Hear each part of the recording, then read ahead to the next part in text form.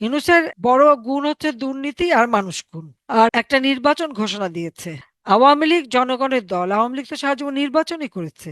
সেই আওয়ামী লীগকে নিষিদ্ধ করে দিয়ে, অর্থাৎ আমাদের যে ভোটার জনগণ যে আমাদের চাচ্ছে তাদেরকে বঞ্চিত করে এই নির্বাচন করতে যাচ্ছে। এই নির্বাচনে যে ব্যালটে নৌকা নাই, যেখানে আওয়ামী লীগ ইলেকশন করতে পারবে না, সেখানে আমাদের কোনো ভোটার কেউ ভোট দেবে না, কেউ ভোট দিতে যাবে না। যেহেতু আমাদের সিম্বল নাই, আমাদের আওয়ামী লীগ নাই, সেহেতু আমাদের ভোটাররা কেন ভোট দিতে যাবে? ভয় ভীতি যাই দেখাক না কেন, এইভাবে তারা কেউ ভোট দিতে যাবে না। এটা প্রত্যেকটা ভোটারের কাছে এই কথাটা পৌঁছে দিতে হবে। আমাদের আওয়ামী লীগ নেতাকর্মী আর ছাত্রলীগ এবং সাবেক ছাত্র নেতাদের উপর এই দায়িত্ব আমি দিচ্ছি, যে তারা যেন ভোট কেন্দ্রে না যায়।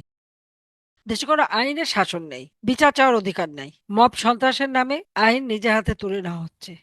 থানায় বসে থানার ওসি কে ধমক দিল, গর্ব ভরে বলে দিল এসআই কে পুড়িয়ে মেরেছে, থানায় আগুন দিয়েছে, তার লোকরে ছেড়ে দিতে হবে। পুলিশ গ্রেপ্তার করলো, তাকে জামিন দিয়ে ছেড়ে দিল। ফ্যাসিস্ট কে?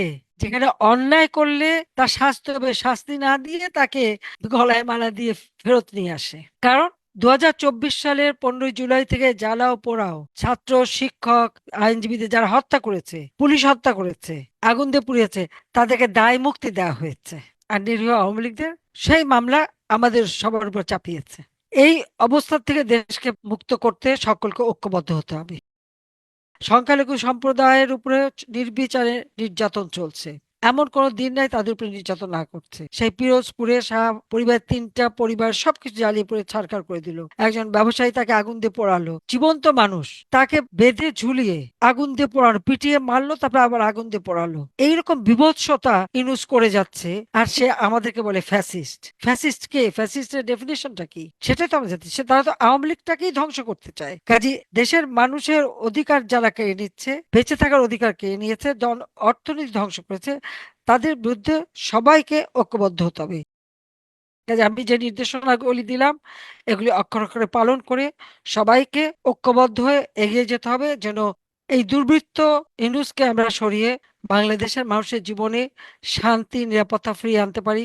জনগণের মৌলিক অধিকার আবার পূরণ করতে হবে। ইনশাআল্লাহ দেশকে আবার আমরা উন্নত সমৃদ্ধ করব। এই 2026 সালে আমাদের উন্নয়নশীল দেশের মর্যাদা উন্নীত হওয়ার কথা, আজকে সবকিছু ধ্বংস করে দিয়েছে এই খুনি ইউনূস। কাজে এদের হাত থেকে দেশকে রক্ষা করতে সবাইকে ঐক্যবদ্ধ হওয়ার আহ্বান জানাচ্ছি। ইনশাআল্লাহ জনতার জয় হবেই হবে, ছাত্রলীগের জয় হবেই হবে। শত বাধা অতিক্রম করে ছাত্রলীগের কর্মীরা যে আন্দোলন চালিয়ে যাচ্ছে, তার জন্য আমি তাদেরকে সংগ্রামী অভিনন্দন জানাই এবং আমার দোয়া আশীর্বাদ তোমাদের জন্য।